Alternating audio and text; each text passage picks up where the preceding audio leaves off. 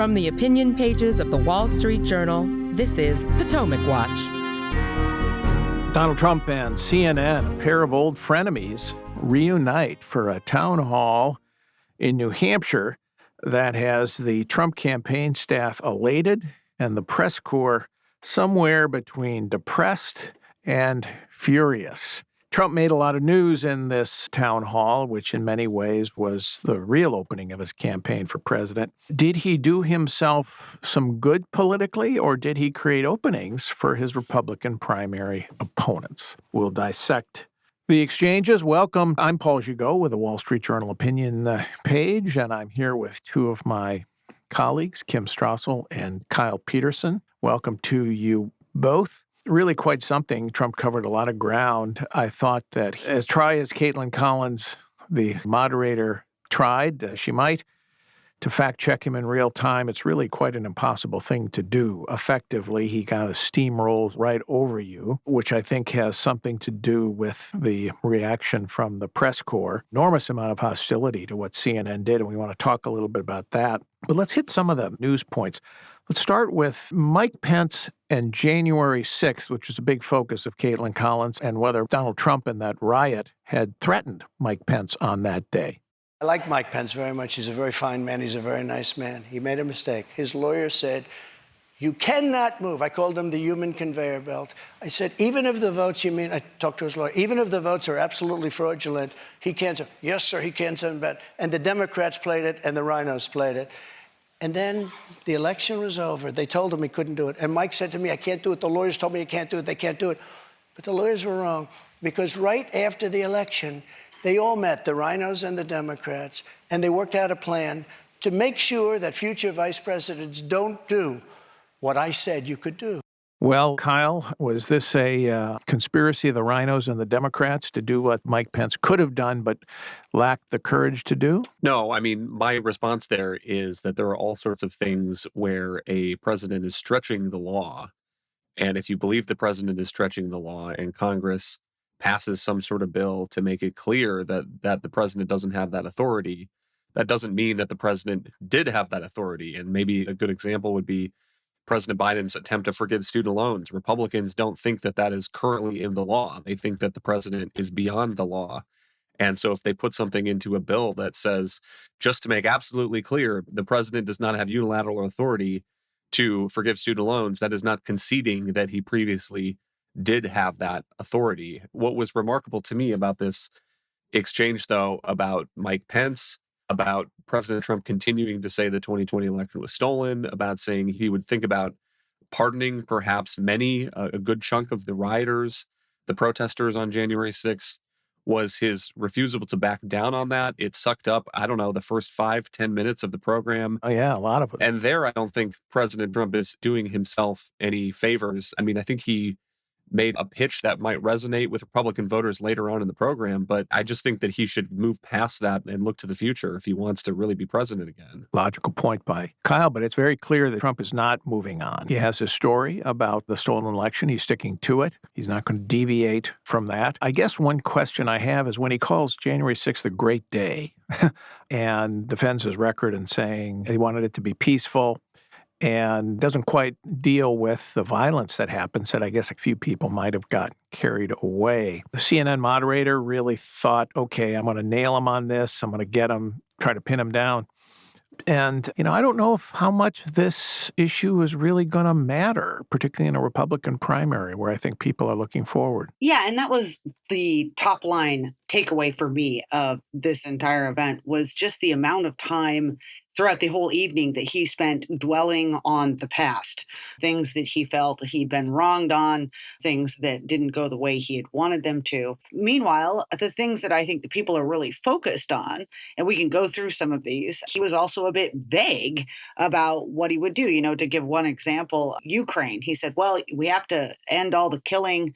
If I was there, I would end this in 24 hours. I'd bring Putin together with Ukrainians and we'd fix all this. I mean, yeah, that's a nice thought. But if you think that there aren't leaders across the entire globe that have been trying to do that for the last year and figure out a way to get Putin to back off, then I don't know what he's thinking. And then he said, well, Europe should pay more money. But on the whole question of, should we maintain support of this? Are we going to continue giving arms and aid? He didn't really have an answer. A lot of this was just Trump grievances of January 6th and other things that happened in office and conspiracies of people to get him. And I agree with you, Paul. This is not where people are focused. They want to know how things are going to get solved in terms of inflation. They want to know what the economic future is. They want to understand a person's position on global affairs. And there was a lot that he just dodged on and kind of kept himself open on in terms of those issues. Yeah, I want to get to Ukraine because we have a clip of Ukraine. We also have a clip of Donald Trump, what he said about the debt and the potential default. But when it comes to this issue of January 6th and the election, the press corps is, of course, preoccupied with this, and the Democrats with the threat to democracy. And look, I think that was a horrible day, and Trump's defense of it is outrageous. But is it going to affect a Republican primary? I think it will play in the general election, Kyle, but in the Republican primary, is that what voters are going to be thinking about? And is that the way to defeat them? I think if you're a Republican opponent, do you go after that or do you have to do something else? I would say you have to go do something else. And the mistake that Caitlin Collins made, I think, is focusing so much on these issues that animate Democrats and Jake Tapper and the CNN panel, but not Republican primary voters. I think that's probably true. If you are running in another lane of this Republican primary, if you're advising Ron DeSantis or Tim Scott, another one of these candidates, I mean, I think the good advice would be to say that's all in the past, but that is the kind of chaos that 4 years of Donald Trump brought. And as a result of that, we didn't get his priorities done. We didn't get the wall built, what have you. And you can go through and say, do we want another 4 years of that? Or do we want 4 years of quiet, competent leadership, no drama, just success? And Ron DeSantis has already started hitting on some of these themes, saying that my administration is not full of drama. And so, I mean, I think that that's the approach that these Republicans are probably going to take. I mean, I don't know about Caitlin Collins because CNN is not in the Republican primary. Their interest may be in getting President Trump the nomination so that he loses in the general election, which seems to me to be kind of the takeaway here. I mean, he said a lot of things that I think will resonate with Republican primary voters, but I don't think he helped himself with the general electorate. And I agree that her attempts to kind of just fact check him on the spot and to say, well, that's false, that's false, that's false, are not very effective. And part of that is that Donald Trump's superpower has always been in politics saying anything with conviction, whether it is related to the facts or not. And part of the challenge here is how are journalists supposed to handle that when they're standing on stage with him for an hour? Well, I think you have to pick your spots and not constantly interrupting and saying that's not true, Mr. President, that's not true. That just doesn't work. It encourages his supporters to disbelieve anything they hear from a moderator. But let's listen now to what the president actually said about Ukraine and Russia. Do you want Ukraine to win this war? I don't think in terms of winning and losing. I think in terms of getting it settled so we stop killing all these people and breaking down this country.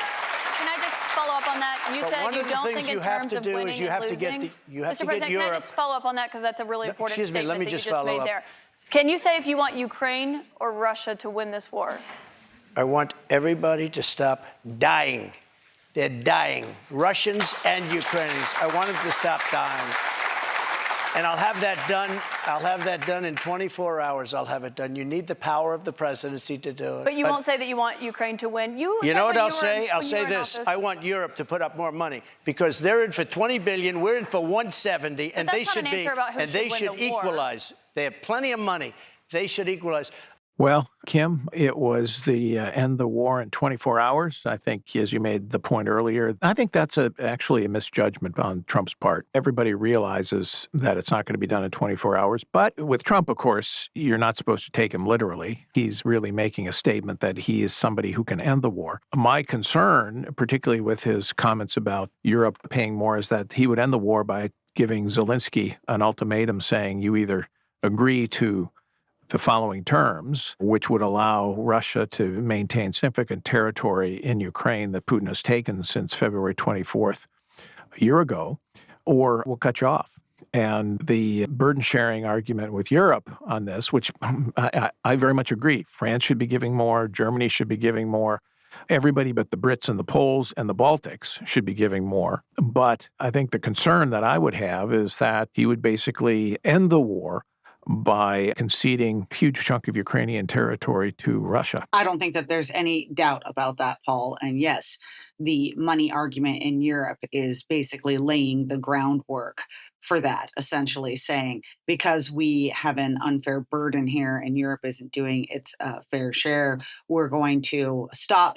And in either Ukraine concedes a bunch of territory to Russia, or the Europeans are going to have to pick up the slack. But either way, that was Trump signaling that he intended to extricate the United States from its support here. And I was really struck by his refusal to make a judgment blame here and to outright be willing to say that Putin is the aggressor in this situation, that he has no right to be where he is, that Ukraine has the moral high ground in this.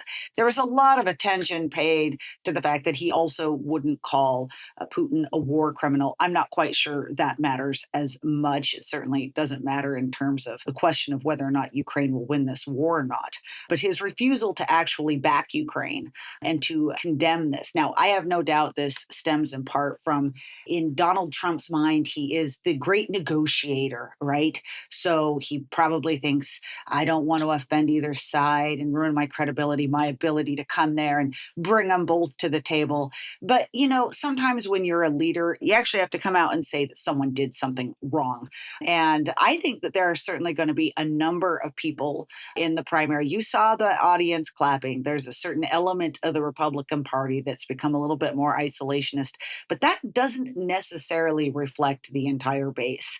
And I think this might be one of those openings you mentioned at the start of the show for a Republican opponent in a primary to come out and really have the contrast there between a candidate who wants to talk about a strong America in the world, who stands for right, and who will make the case that only when America is doing that do we actually manage to lessen the likelihood of conflicts like this.